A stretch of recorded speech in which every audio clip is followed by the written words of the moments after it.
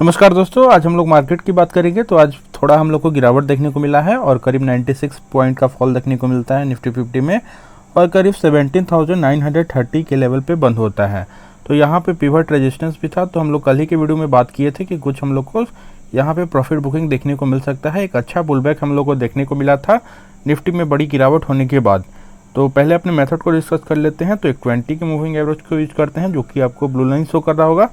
दूसरा हम लोग 200 डेज के मूविंग एवरेज को यूज करते हैं जो कि आपको पिंक लाइन शो कर रहा होगा। और तीसरा इंडिकेटर हम लोग पिवट पॉइंट या पिवट लाइन भी बोलते हैं जो हॉरिजॉन्टल लाइन से आपको शो कर रहा होगा, जो सपोर्ट या रेजिस्टेंस बताता है। तो 18,400 तक निफ्टी 50 जाता है और हम लोग को फिर से 18,000 के लेवल्स पे यहाँ रेजिस्टेंस था। तो हम लोग कल ही की वीडियो में बात किए थे कि यहाँ पे कुछ हम लोग को रेजिस्टेंस मिलेगा निफ्टी को और कुछ यहाँ से पुलबैक भी देखने को मिल सकता है।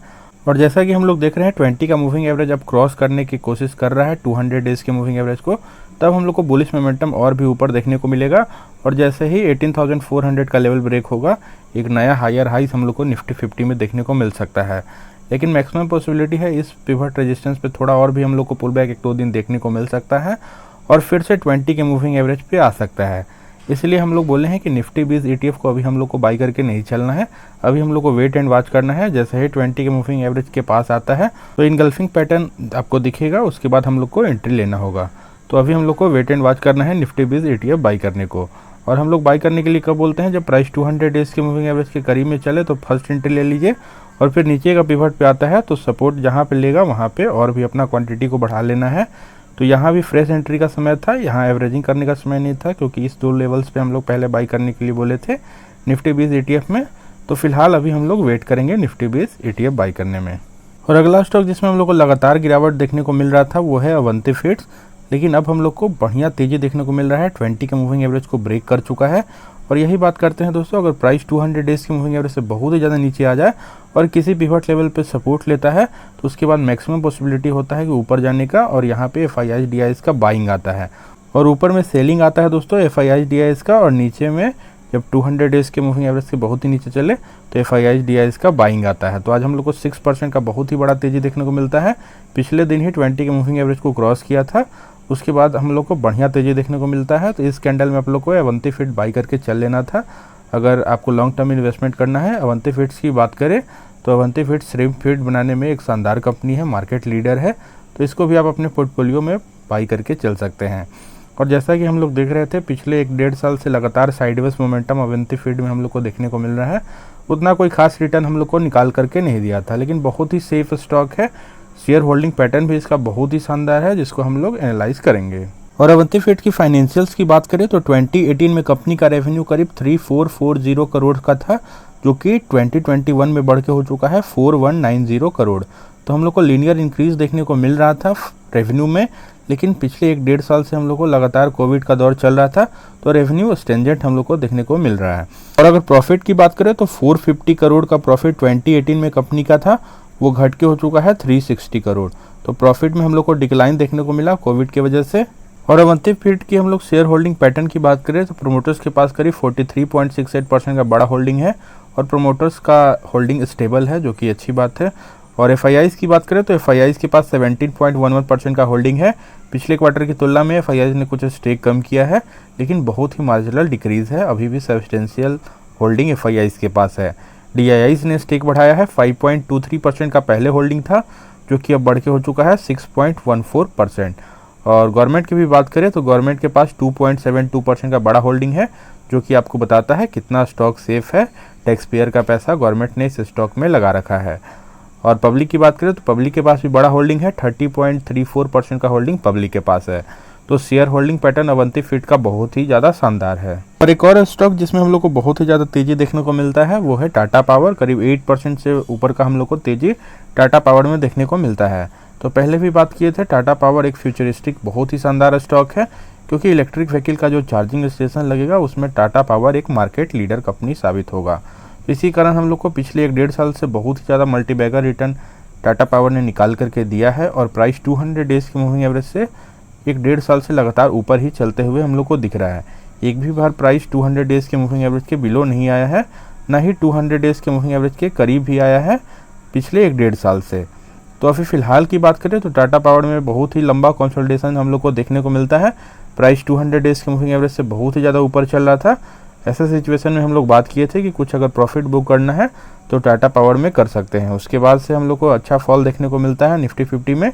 उसी क्रम में फिर से 20 के मूविंग एवरेज को क्रॉस करता है, तो इस लेवल पे हम लोग को फिर से कुछ टाटा पावर को बाई करना था। और अभी फ़िलहाल की बात करें तो अभी हम लोग को वेट एंड वॉच करना पड़ेगा, क्योंकि प्राइस 200 डेज़ के मूविंग एवरेज से भी ऊपर चल रहा है और 20 के मूविंग एवरेज और प्राइस तीनों के बीच में स्पेस है। तो थोड़ा बहुत हम लोग को गिरावट होते हुए दिख सकता है शॉर्ट टर्म में। और जैसे ही 20 के मूविंग एवरेज पे फिर आता है और यहाँ पे हम लोग को ब्रेकआउट देखने को मिला है आज, लेकिन थोड़ा बहुत नियर टर्म में हम लोग को पुल बैक देखने को मिलेगा। तो उसी पुल बैक में आप लोग टाटा पावर को बाई करके चल सकते हैं, लेकिन फिलहाल हम लोग को टाटा पावर में कोई बाइंग नहीं करना है, थोड़ा वेट एंड वॉच करना है। और टाटा पावर में एक बढ़िया न्यूज़ हम लोग को देखने को मिल रहा है कि एक 160 मेगावाट का सोलर प्रोजेक्ट था राजस्थान में, उसको कमीशन कर दिया है टाटा पावर ने, उसको कंप्लीट करके हैंड ओवर कर दिया है राजस्थान गवर्नमेंट को। और Tata power solar one of the India की लार्जेस्ट सोलर कंपनी है और इसका मेन मालिक है टाटा पावर ही, और जिसने 160 मेगावाट का एक सोलर प्रोजेक्ट कंप्लीट किया है जेट स्टार राजस्थान में। और इस प्रोजेक्ट को कंप्लीट करने में करीब 15 मंथ्स का समय टाटा पावर ने लिया है और राजस्थान का one of the largest solar power project है जिसको टाटा पावर सोलर ने कंप्लीट किया है, जो कि कंपनी के रेपुटेशन के लिए बहुत ही अच्छा होगा। लॉन्ग रन में इसको और भी फ़ायदा होगा इस प्रोजेक्ट को कंप्लीट समय से करने में। और इस प्रोजेक्ट के ऑर्डर बुक में कंपनी को करना था engineering, design, supply, construction, erection, testing, operation, maintenance और कमीशनिंग, ये सब कंपनी ने अपने स्टेटमेंट में बताया है। और अगला स्टॉक की बात करेंगे हम लोग कैम्स की। रिटेलर्स का बहुत ही ज़्यादा फेवरेट स्टॉक है और बहुत ही ज़्यादा ग्रोथ रखने वाला स्टॉक है कैम्स। कैम्स की बात करें तो प्राइस 200 डेज़ के मूविंग एवरेज से इसमें भी बहुत ही ज़्यादा ऊपर चल रहा था और उसके बाद से हम लोग को लगातार FIIs का सेलिंग चल रहा था मार्केट में। और इसी क्रम में प्रोमोटर्स ने कैम्स में बहुत ही ज़्यादा स्टेक कम किया, उसके कारण से हम लोग को लगातार गिरावट होते हुए दिखता है। पहले हम लोग 200 डेज़ के मूविंग एवरेज के करीब में कैम्स में एंट्री को बोले थे, उसके बाद से भी लगातार हम लोग को नीचे आते हुए कैम्स में दिखा है। उसके बाद से हम लोग देख रहे हैं यहाँ पे बहुत ही अच्छा सपोर्ट देखने को मिलता है, करीब 2 टाइम्स वहीं पे हम लोग को सपोर्ट दिखा और 20 के मूविंग एवरेज के ऊपर क्लोजिंग देता है एक बड़ा सा ग्रीन कैंडल। तो इसी कैंडल में दोस्तों हम लोग कुछ कैम्स में बाइंग करने के लिए पहले भी बोल रहे थे और अपने टेलीग्राम ग्रुप पे भी आज अपडेट किए कि कैम्स को आप लोग बाई करके चल सकते हैं, क्योंकि बढ़िया मौका है। अभी प्राइस 20 के मूविंग एवरेज को क्रॉस किया है और 200 डेज़ के मूविंग एवरेज तक भी जा सकता है। उसके बाद जैसे ही 20 का मूविंग एवरेज क्रॉस करेगा 200 डेज़ के मूविंग एवरेज को, तो बड़ा अप मूव ऊपर की तरफ देखने को मिलेगा। तो कैम्स में हम लोग को बाई करके चलना चाहिए और फिलहाल अगर बाई करना है तो थोड़ा सा वेट कर सकते हैं। इस लेवल पे थोड़ा रेजिस्टेंस है, तो जैसे ही थोड़ा पुल बैक आपको देखने को मिलता है और 20 के मूविंग एवरेज के ऊपर आता है और 20 का मूविंग एवरेज इसी क्रम में इंक्लाइंड हो जाता है ऊपर की तरफ, तो उस समय आप लोग कैम्स में बाई करके चल सकते हैं। और अगर बात करें कैम्स की तो बहुत ही ज़्यादा ग्रोथ कैम्स रखता है। SIP मोड से बहुत ही ज़्यादा इन्वेस्टमेंट बढ़ रहा है और म्यूचुअल फंड में इन्वेस्टमेंट में अब लोगों की जागरूकता बढ़ी है। पिछले कुछ समय से 6 करोड़ डीमेट अकाउंट पहले था, अब बहुत ही ज़्यादा डीमेट अकाउंट आने वाले समय में खुलते हुए हम लोग को दिख सकते हैं। नियर टर्म में 1-2 साल में हम लोग को 2 करोड़ डीमेट अकाउंट और भी ऐड होते हुए दिखेंगे, क्योंकि LIC का भी IPO आ रहा है। उसके बाद से और भी फेथ बढ़ेगा रिटेलर्स का स्टॉक मार्केट के प्रति, तो कैम्स ऐसे मेन बेनिफिशियरी साबित हो सकता है। और 97% करीब मार्केट शेयर है कैम्स का, तो इसलिए इस बात का भी हम लोग को ध्यान रखना है। इसलिए हमारे पोर्टफोलियो में कैम्स, CDSL, HDFC AMC ये सब ग्रोथ वाले स्टॉक ज़रूर होना चाहिए। तो कैम्स में अभी बाई करने के लिए थोड़ा हम लोग वेट एंड वॉच करेंगे। इसी कैंडल में आज हम लोग को बाई करके चलना चाहिए था, अगर चूक चुके हैं तो थोड़ा बहुत पुल बैक का वेट करें। और एक और क्वालिटी स्टॉक FMCG कंपनी है, बजाज कंज्यूमर की बात कर रहे हैं। हेयर ऑयल सेगमेंट में मार्केट लीडर है, तो बजाज कंज्यूमर में भी हम लोग को लगातार गिरावट होते हुए दिख रहा था और प्राइस 200 डेज़ के मूविंग एवरेज के करीब में बहुत ही लंबा कंसोलिडेशन करता है, उसके बाद नीचे की तरफ ब्रेकआउट देता है और बहुत ही लंबा फॉल हम लोग को बजाज कंज्यूमर में देखने को मिलता है। पूरा FMCG स्टॉक्स में हम लोग को लगातार गिरावट होते हुए दिख रहा था और FMCG स्टॉक्स में लगातार गिरावट होने का सबसे प्रमुख रीज़न है दोस्तों, क्योंकि इन्फ्लेशन बहुत ही ज़्यादा हाई हो चुका है बोथ US और इंडिया में, और इन्फ्लेशन बढ़ने के कारण हायर इनपुट कॉस्ट हो रहा है और हायर इनपुट कॉस्ट होने के कारण पैट में बहुत ही बड़ा गिरावट हम लोग को देखने को मिल रहा है।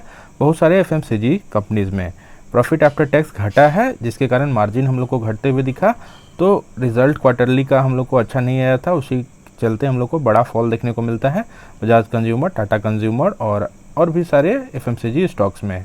तो फिलहाल की बात करते हैं तो 20 के मूविंग एवरेज को क्रॉस कर चुका है और बेस्ट लोकेशन था इसी 20 के मूविंग एवरेज के ऊपर वाला कैंडल में आप लोग बाई करके चल सकते थे। आज भी हम लोग को बजाज कंज्यूमर को बाई करके चलना चाहिए था। तो अभी फिलहाल अगर एंट्री बनाना है तो जैसे ही एक और बड़ा ग्रीन कैंडल आपको 2-3% का भी बजाज कंज्यूमर में मिले तो उस कैंडल में ज़रूर बजाज कंज्यूमर को बाई करके चलना चाहिए। और बजाज कंज्यूमर की हम लोग प्राइस टू अर्निंग रेशियो की बात करें, बहुत ही सस्ता स्टॉक आपको मिल रहा है। अभी करीब 13.76 के पी पे वर्क कर रहा है, जहां अदर एफएमसीजी कंपनीज हम लोग को 36-40 के पी पे मिल रहा है। डाबर इंडिया की बात करें तो 53 के पी पे डाबर इंडिया आपको मिल रहा है। गोदरेज कंज्यूमर करीब 43.12 के पी पे मिल रहा है। लेकिन 2614 करोड़ का कंपनी है तो एक स्मॉल कैप का कंपनी है बजाज कंज्यूमर, इसका भी हम लोग को ध्यान रखना है। तो स्मॉल क्वांटिटी में ही अभी बाई करें, एसआईपी मोड से बजाज कंज्यूमर को आप लोग बाई करके चल सकते हैं। और बजाज कंज्यूमर एक डेट फ्री कंपनी है दोस्तों, बोरोइंग्स एकदम से जीरो है। रिजर्व की बात करें तो 805 करोड़ का बड़ा रिजर्व भी है। रिजर्व हर साल हम लोग को बढ़ते हुए दिख रहा है। 767 करोड़ का रिजर्व पिछले क्वार्टर में था, जो कि इस साल हम लोग को सितंबर 2021 के क्वार्टर में 805 करोड़ का देखने को मिला। और शेयर होल्डिंग पैटर्न की भी बात करें तो प्रोमोटर्स के पास करीब 38% का होल्डिंग प्रोमोटर्स के पास है। और एफआईआईज की बात करें तो एफआईआईज ने स्टेक कम किया है पिछले क्वार्टर की तुलना में। पहले 24.44% का होल्डिंग था, जो कि अब घट के हो चुका है 18.83%। तो एफआईआईज ने स्टेक कम किया, इसी कारण हम लोग को बड़ा फॉल बजाज कंज्यूमर में देखने को मिल रहा था। डीआईएस की बात करें तो डीआईएस ने इसी क्रम में स्टेक बढ़ाया है, करीब 14.67% का होल्डिंग डीआईएस के पास है। पिछले क्वार्टर में करीब 13.83% का होल्डिंग डीआईएस के पास था। पब्लिक की बात करें तो पब्लिक के पास 28.46% का बड़ा होल्डिंग पब्लिक के पास है। तो अभी भी एफआईआईज डीआईएस का सब्सटेंशियल होल्डिंग है और करीब 33% का होल्डिंग एफआईआईज डीआईएस के पास ही है। तो बड़ा होल्डिंग एफआईआईज डीआईएस ने ले रखा है, जो कि तो होप आप लोग को वीडियो अच्छा लगा दोस्तों। अगर वीडियो अच्छा लगा वीडियो लाइक कर दीजिएगा, चैनल को सब्सक्राइब कर लीजिए और अपने दोस्तों में शेयर कीजिए। थैंक यू, मिलते हैं नेक्स्ट वीडियो में।